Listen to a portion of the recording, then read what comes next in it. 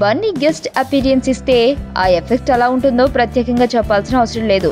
Daddy cinema మొదలుకొని బన్నీ ఎప్పుడు guest గా కనిపించినా బొమ్మ సూపర్ హిట్టే.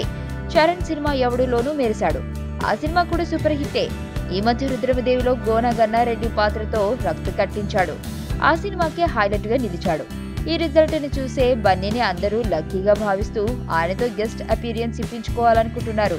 బన్నీ తమ్ముడు అల్లు శిరీష్ తన సినిమాలో అన్నయ్య కనిపిస్తే బాగుంటుందని అనుకుంటున్నాడు. శిరీష్ కొత్త సినిమాలో అల్లు అర్జున్ కనిపించబోతున్నాడట అని ప్రచారం సాగుతున్న దశలోనే మరో కొత్త విషయం వెలుగులోకి వచ్చింది.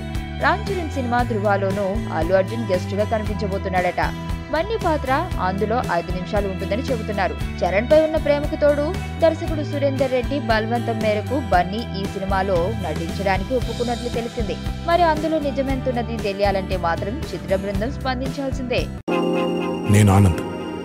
ఈ భూమన్నా, ఈ భూమి మీద ఏ సృష్టి అన్నా నాకు చాలా ఇష్టం.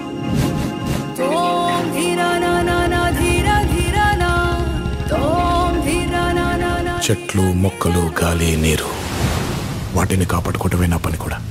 It's a joggers park.